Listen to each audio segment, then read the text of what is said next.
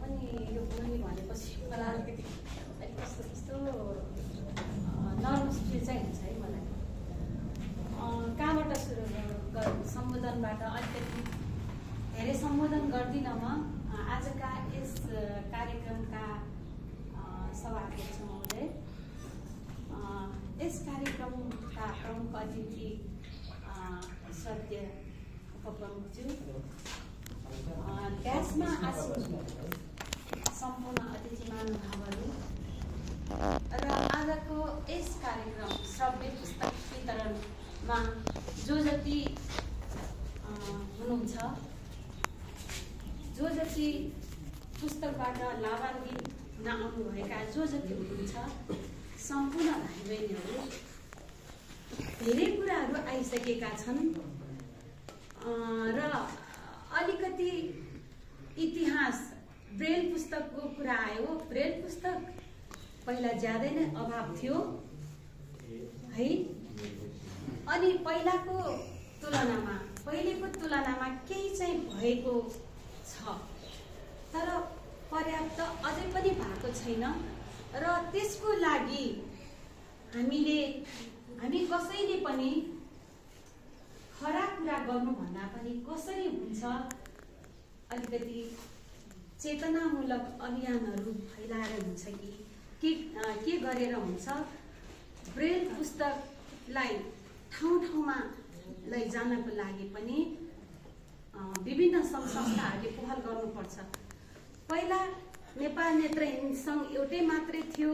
धेरै सन्तान जन्मिनु त राम्रै हुने होइन र धेरै सन्तान जन्मिसकेपछि धेरैका दाजुभाइका दिदीबहिनीहरूका अनेकौं विचारहरू निस्किन्छन्, अनि अनेकौं विचारहरूबाट नै समग्र विचार जन्मेर एक मुष्ट कामको एउटा चाहिँ राम्रो कामको तयारी हुन्छ क्या। त्यसैले हरेक कुराहरू चाहिँ आफैबाट सुरु गर्नुपर्छ र श्रव्य पुस्तकालय को कुरा गर्नुपर्दा, स्रोत केन्द्र नेपालको कुरा गर्नुपर्दा धेरै राम्रो भएको छ। मैले पनि यहाँ 2 वर्ष स्नातकोत्तर पढ्ने क्रममा, अध्ययन गर्ने क्रममा उहाँहरूले, कोपिला बहिनी, हाम्रो रमेश सरहरूले यहाँ जे जति मेरो लागि चाहिने सबै कुराहरू उहाँहरूले मलाई उपलब्ध गराउनु भयो। उहाँहरूले दिन भन्नु भएन, रात भन्नु भएन, जति बेला पनि मलाई चाहिएको कुरा हुन्थ्यो नि, उहाँहरूले पुर्याउनु भएको छ। अब कति कुरा त अब केही कमी त हुन्छ नै, र पनि मेरो सवालमा चाहिँ केही त्यस्तो कमी भएको छैन। र अब रह्यो हामीले बजेटको कुरा गरिरहेछौँ, विभिन्न ठाउँबाट बजेट दिन्छौँ किताबहरू उपलब्ध गराउनको लागि, पुस्तकहरू उपलब्ध गराउनको लागि, र हामी त्यसबाट लाभान्वित हुनको लागि हामी विभिन्न ठाउँबाट बजेट खोजिरहेका छौँ। र कति अब कीर्तिपुर महानगरपालिकाले पनि हामीसँग, यो संस्थासँग हस्तेमा हैसै गरिराख्नु भएको छ भने अहिले जो पुस्तक सामग्री, अडियो सामग्रीहरू वितरण हुँदैछ, त्यसलाई पनि हेटौडा अथवा सामाजिक विकास मन्त्रालयबाट चाहिँ हामीलाई जुन कार्यहरू भइरहेको छ, सामाजिक विकास मन्त्रालयलाई पनि एकदमै साधुवाद भन्नुपर्छ एकछिन।